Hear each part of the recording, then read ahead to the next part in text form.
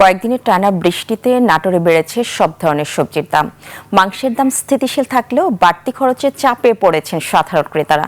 জলাবদ্ধতায় খেতে ক্ষয়ক্ষতি হওয়ায় বাজারে কমেছে সরবরাহ। এতে অধিকাংশ সবজির দাম কেজিতে বেড়েছে 20 থেকে 40 টাকা। লাউ, করলা, পটল, টমেটো ও মিষ্টি কুমড়া সহ প্রায় সব সবজি বিক্রি হচ্ছে বাড়তি দামে। দর্শক, বাজার পরিস্থিতি জানাতে নাটোর সরাসরি যুক্ত হচ্ছেন নাটোর প্রতিনিধি SM রওশন। রওশন, নাটোরে বাজারের অবস্থা কি? সবজির দাম কেমন? সাধারণ ক্রেতাদের অনুভূতি কেমন? ধন্যবাদ পলি।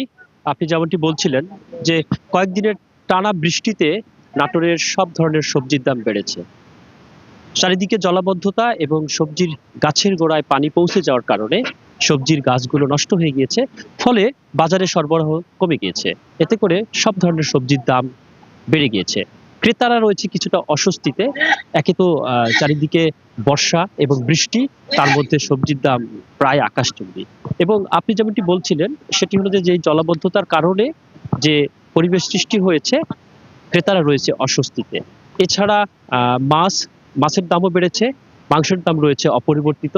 এবং আপনি যেটা বলছিলেন সেটি হলো যে এই জলাবদ্ধতার কারণে বাজারে সরবরাহ এত কম যে ক্রেতারা পড়েছে অস্বস্তির মধ্যে। এবং এই সবজির পাশাপাশি যেমন রয়েছে হচ্ছে মাছ, রয়েছে ডিম, রয়েছে মাংস, এবং এগুলোর প্রত্যেকেরই মধ্যে একটা অস্বস্তি ভাব দেখা যাচ্ছে।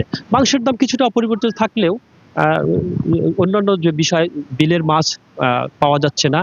বিশেষ করে রয়েছে এই মৌসুমে, বিশেষ করে এই বর্ষার মৌসুমে এখন বর্তমান মাছ রক্ষার কারণে মাছ ধরা নিষেধ রয়েছে। আর যার কারণেই মাছের দামটা বেড়ে গিয়েছে। মাছের সরবরাহ আগের মতো না থাকার কারণে বাড়তে শুরু করেছে। এছাড়া বেগুনের দাম গত সপ্তাহে যেটি ছিল মাত্র 35 টাকা, এখন সেটি 70 টাকা চলে গিয়েছে।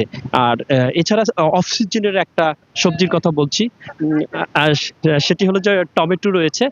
টমেটো এইটা এখন আকাশচুম্বী দাম।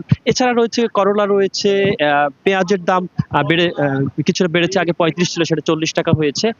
এছাড়া অন্যান্য সবজি যেমন আলু রয়েছে, পেঁয়াজ রয়েছে, এগুলো প্রায় সবগুলো দামই বেড়েছে। তো তো নাটোর থেকে এই ছিল কাঁচা বাজারের সর্বশেষ আপডেট পলি। রওশন, আপনাকে ধন্যবাদ।